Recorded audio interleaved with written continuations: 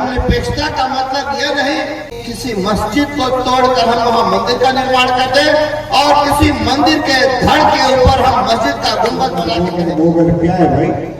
मोगल ने तो कुछ जो दिया है आपसे कमाई कर रहे हो। सीता थापा महोत्सव के मंच पर दो पार्टियां विपक्षी थे आमने सामने। वक्फ बोर्ड पर घमासान, दोनों ने कहा अपना अपना वाका। तर्कों का हुआ आदान प्रदान। महोत्सव में चली थी धारा, जहां धर्म की थी सिर्फ हसरते बाकी। सीता थापा महोत्सव के मंच पर दो नेता, वो भी अलग अलग पार्टी विचारधारा के, एक भाजपा के पूर्व सांसद औरंगाबाद सुशील कुमार सिंह तो दूसरे रफीगंज विधायक मोहम्मद नेहालुद्दीन। जहां मदनपुर के एक निजी विद्यालय में आयोजित सीता थापा महोत्सव में दोनों नेताओं ने मिलकर एक साथ महोत्सव का उद्घाटन किया। आपको बता दें कि महोत्सव 6 और 7 दिसंबर को आयोजित है और 6 तारीख को आज उद्घाटन के मौके पर आज काफ़ी संख्या में लोग इस कार्यक्रम में शिरकत किए और इस तरीका का जो दृश्य है इसको देखकर काफ़ी रोमांचित हुए। लेकिन बात यहीं तक सही नहीं थी। उद्घाटन के बाद अपनी पहली संबोधन में पूर्व सांसद सुशील कुमार सिंह विपक्षी पर हमलावर रहे और हिंदुत्व को लेकर उन्होंने मोर्चा खोला। उसके बाद वक्फ बोर्ड पर उन्होंने आरोपों की झड़ी लगा दी। आपको बता दें कि सुशील कुमार सिंह ने बताया कि सनातनी परंपरा और धर्म को लेकर उन्होंने काफ़ी बातें कही, वक्फ बोर्ड पर तीखा करारा जवाब दिया। वहीं दूसरे नेता ने वक्फ बोर्ड के प्रबंधन को लेकर अपनी धार्मिक और सांस्कृतिक आस्थाओं का हवाला दिया, जबकि इसे राजनीतिक और सामाजिक दृष्टिकोण से देखने की जरूरत बताई। दोनों ने एक दूसरे की नीतियों और विचारधाराओं पर सवाल उठाए। दोनों नेता अपने अपने पक्ष में सशक्त तर्क रखने में सफल रहे। आइए जानते हैं इस दौरान उन्होंने कैसे सीता थापा महोत्सव के आयोजन पर क्या कुछ एक दूसरे में वक्फ बोर्ड को लेकर बताया। सीता थापा महोत्सव में सभी अतिथियों एवं कलाकारों को शॉल और मेमेंटो देकर सम्मानित किया गया। आपको बता दें कि सीता थापा महोत्सव के जरिए यहाँ की ऐतिहासिक, धार्मिक और सांस्कृतिक महिमा को उजागर कर लोगों एवं सरकार तक इसे पहुँचाएं, ताकि सीता थापा को पर्यटक स्थल का दर्जा दिलाने एवं यहाँ की उपेक्षित विकास कराने हेतु यह जो आयोजन है वो कराया जा रहा है। चैनल को देखने में अगर आप नए हैं तो इसे लाइक, सब्सक्राइब, कमेंट और शेयर करना न भूलें। जुड़े रहें ऐसे ही रोचक खबरों को देखने के लिए मेरा भारत मीडिया से। हर खबर आपके साथ, आपके हाथ में ताकत वोट की होती है। वोट की ताकत से ही कोई सत्ता में आता है, उसका शासन होता है, फिर वो अपना शासन चलाता है। अगर आप रहते तो मैं वक्त के बारे में कुछ आपको बताता।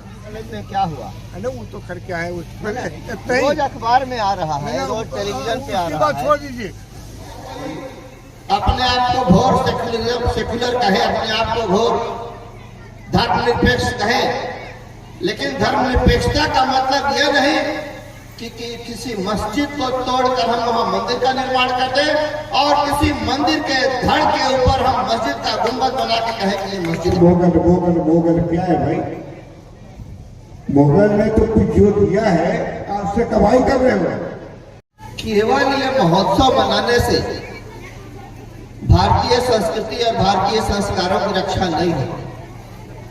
सनातनी परंपरा ऐसे ही नहीं बचेगी कि हम महोत्सव मना लें, हो गया। सनातनी परंपरा की रक्षा और उसको मजबूती प्रदान नहीं किया जा सकता।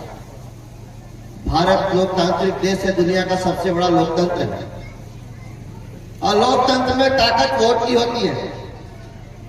वोट की ताकत से ही कोई सत्ता में आता है, उसका शासन होता है, फिर वो अपना शासन चलाता है। जब यहां मुगल आए तो मंदिरों के ऊपर मस्जिद का निर्माण हो गया।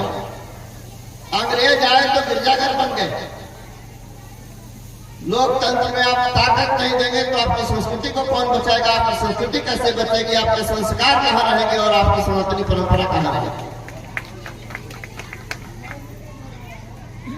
लोगों को खटक सकता है, लगेगा, लेकिन मैं स्पष्ट शब्दों में कहना चाहता हूं कि चाहे कोई अपने आप को घोर सेक्युलर कहे, अपने आप को घोर धर्मनिरपेक्ष कहे, लेकिन धर्मनिरपेक्षता का मतलब यह नहीं कि किसी मस्जिद को तोड़कर हम वहाँ मंदिर का निर्माण करते और किसी मंदिर के धड़ के ऊपर हम मस्जिद का गुंबद बना के कहें कि ये मस्जिद है। अगर मंदिर है तो मंदिर है, मस्जिद है तो मस्जिद है। एक विवादी ढांचा गिराया गया था, तो इस साल बंगाल के विधानसभा में एक निंदा का प्रस्ताव पारित हुआ। ये घोर निंदा है।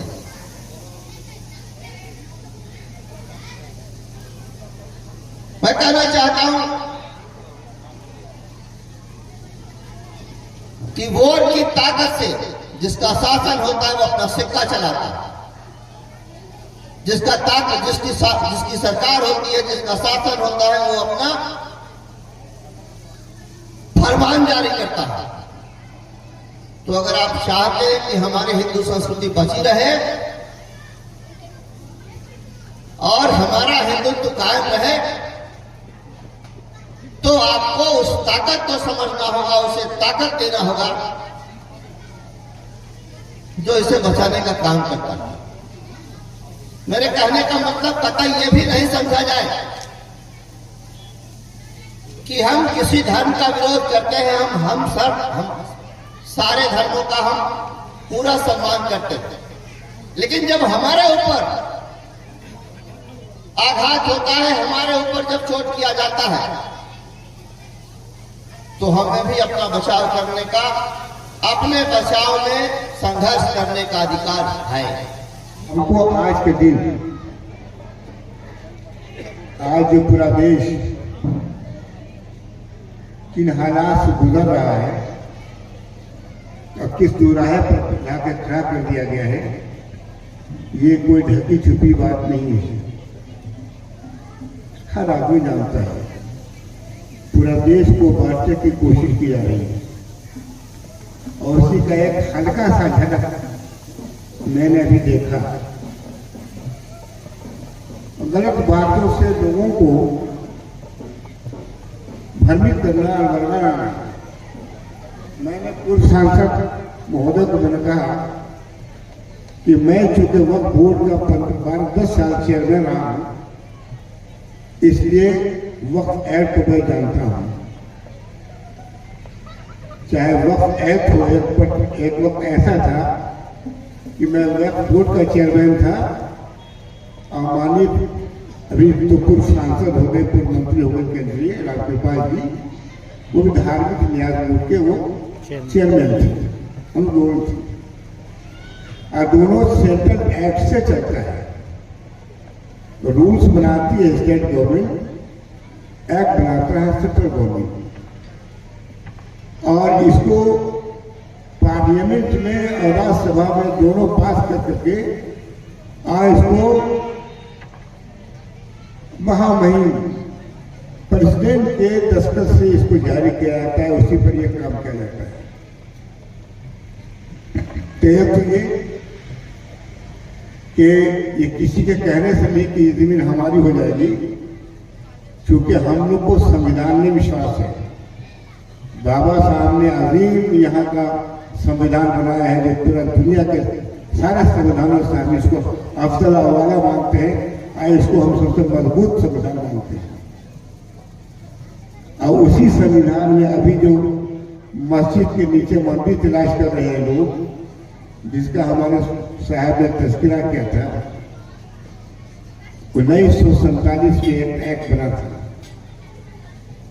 कि आज के बाद जहां भी जिस हालत में जो भी है, चाहे वो मंदिर हो, चाहे वो मस्जिद हो, चाहे गुरुद्वारा हो, चाहे कोई भी इस तरह का धार्मिक स्थल हो, वो अपने हालत में रहेगा। इसी को 1991 में भी कंफर्म कर दिया। उसी का हवाला देते हुए दूसरा नया एक्ट किसको कहा गया कि किसी भी कीमत पर इसमें किसी को छेड़छाड़ करने की इजाजत नहीं होगी।